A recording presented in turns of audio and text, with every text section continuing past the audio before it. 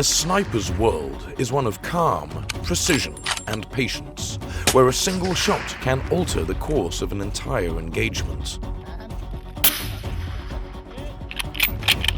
Unlike infantry units who engage in sustained combat, snipers are expected to remain unseen, unnoticed, and untouched, silent hunters operating in the shadows.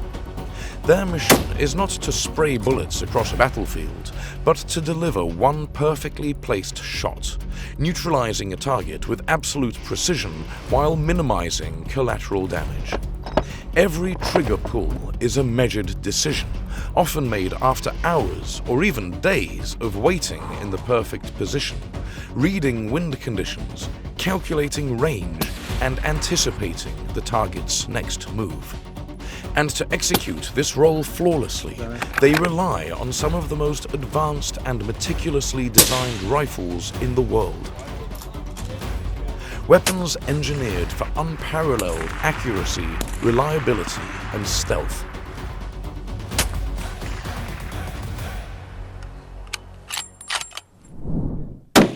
By the late 1980s, the US Army recognized a growing issue in its sniper doctrine. There was no standardized, purpose-built bolt-action sniper rifle in widespread service. While the M21 sniper rifle, a modified version of the M14, had been used since the Vietnam War, it was a semi-automatic platform that, despite its strengths, lacked the precision and consistency required for long-range engagements. The Army needed a weapon that would provide snipers with unmatched accuracy, durability, and adaptability, a rifle that could deliver sub-MOA precision under the hardest conditions. In 1988, the M24 sniper weapon system was officially adopted, setting a new standard for military long-range marksmanship for the next 2 decades. At its core, the M24 was built for precision. Based on the battle-proven Remington Model 700 bolt-action design, the rifle featured a 24-inch heavy barrel, free-floated to minimize external pressure and ensure consistent accuracy. This carbon steel barrel, rifled at a 1 to 11.25 twist rate, was specifically designed to stabilize 168 grain and 175 grain M118LR match-grade ammunition, the preferred choice for Army snipers. The result was a weapon capable of delivering sub-MOA accuracy, with trained marksmen regularly achieving 0.5 MOA groupings at 875 yards. Unlike many sniper rifles of its time, the M24 was built with long-term adaptability in mind. The Army opted for a long-action receiver, a decision that seemed unusual since the rifle was originally chambered for a 7.62 by 51mm NATO, a short-action round. However, this choice was deliberate. It allowed for a future transition to a .300 Winchester Magnum, which offered significantly increased range and stopping power. While this caliber upgrade was never officially implemented by the Army during the M24's service life, it highlighted the rifle's forward-thinking design. Weighing 15 pounds without optics or suppressors, the M24 was not the lightest sniper rifle in the military's arsenal, but its robust construction made it highly resistant to battlefield wear and tear. The overall length of the rifle measured 43 inches, with a barrel length of 24 inches. This compact yet substantial design provided a stable firing platform while remaining maneuverable in field conditions.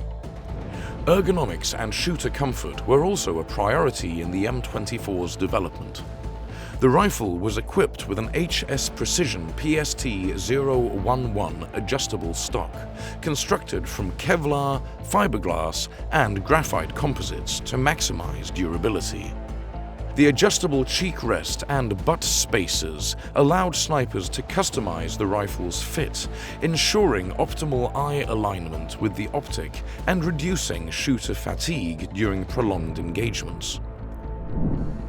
Of course, no sniper rifle is complete without high-quality optics, and the M24 was no exception.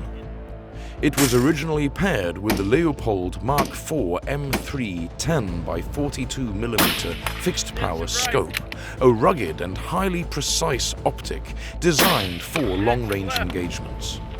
This scope was calibrated specifically for the 7.62mm M118 special ball ammunition, featuring elevation and windage adjustments that allowed snipers to quickly compensate for changing battlefield conditions. While fixed power scopes have since been replaced by variable zoom alternatives in modern sniper rifles, the Leupold Mark IV was an outstanding choice for its time, providing clear sight pictures and dependable accuracy. By the early 2000s, the limitations of the M24 sniper weapon system became increasingly apparent on the battlefields of Iraq and Afghanistan. While the M24, chambered in 7.62 by 51 NATO, was highly accurate and reliable, its effective range of approximately 875 yards was no longer enough to match the extended engagement distances US Army snipers faced, particularly in Afghanistan's mountainous terrain.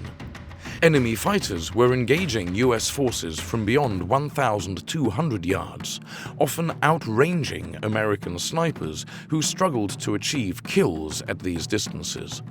While semi-automatic rifles like the M2010 SASS provided faster follow-up shots, they still lacked the punch and precision needed for extreme long-range sniping.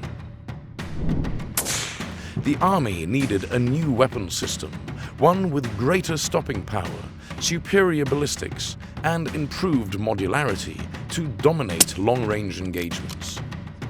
In 2010, the M2010 enhanced sniper rifle was introduced as the official replacement for the M24, transforming the Army's sniping capability and redefining what a modern bolt-action sniper rifle could do.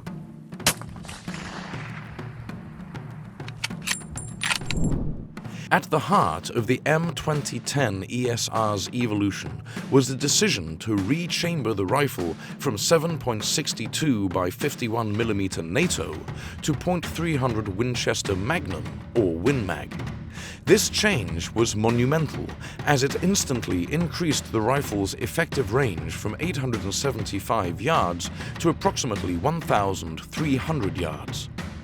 The .300 WinMag Mark II 48 Mod 1 ammunition, a 220-grain long-range sniper round, was specifically engineered for precision engagements at extreme distances, boasting a higher muzzle velocity of approximately 3,000 feet per second and significantly increased kinetic energy upon impact.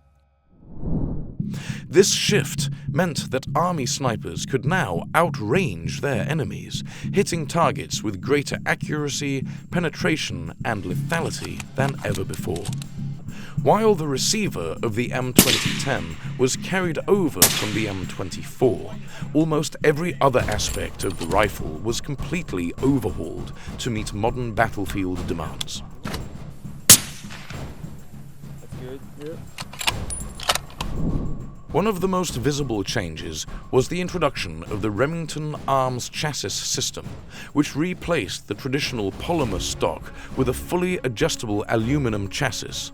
This provided greater durability, modularity, and customization for individual snipers. The adjustable buttstock allowed for precise tuning of length of pull and cheek height, ensuring a perfect fit regardless of the shooter's equipment or body size. The rifle's new pistol grip offered better weapon control and ergonomics, especially during extended engagements in unforgiving environments. Unlike the M24's fixed stock, which required snipers to adapt to the rifle, the M2010 adapted to the sniper, making it a far more comfortable and effective weapon for prolonged operations.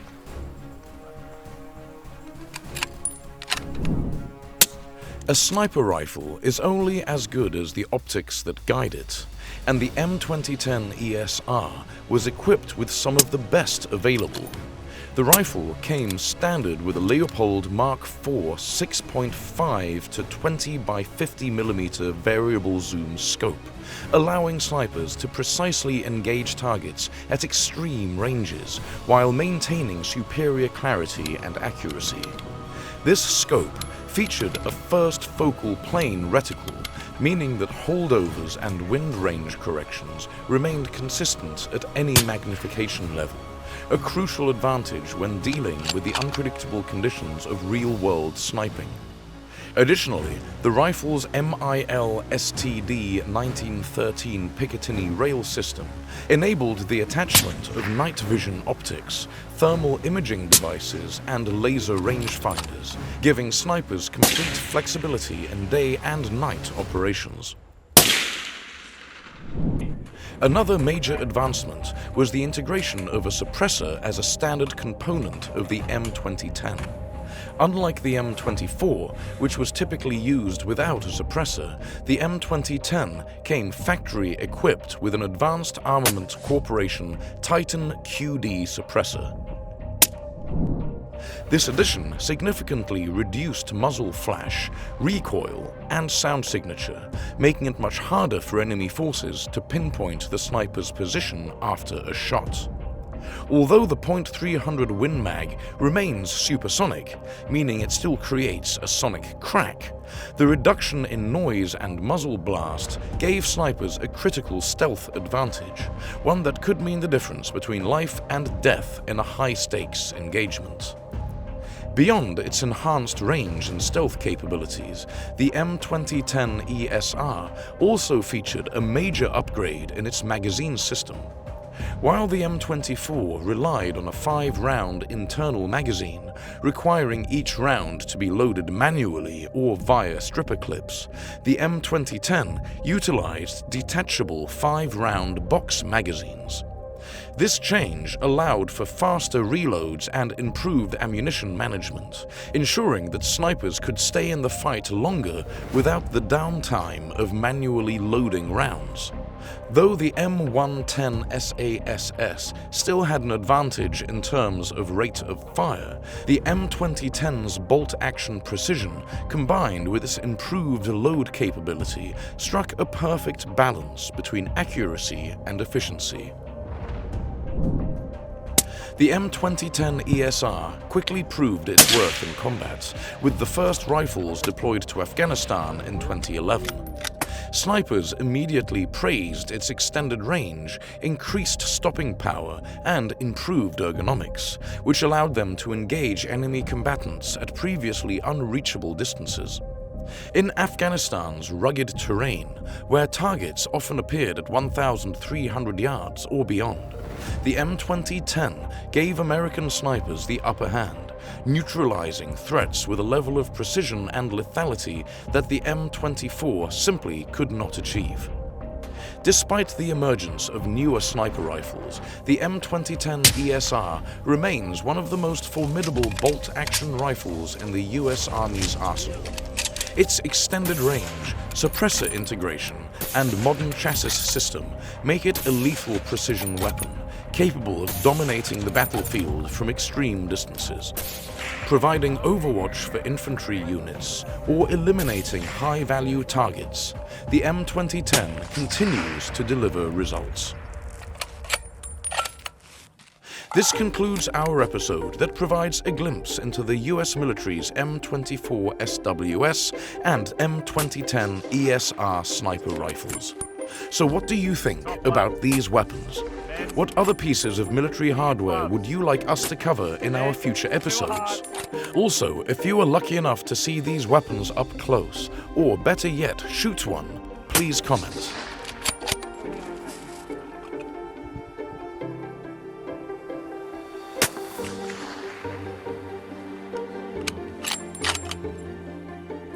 Remember to hit the subscribe button and ring that bell to stay updated with our latest content.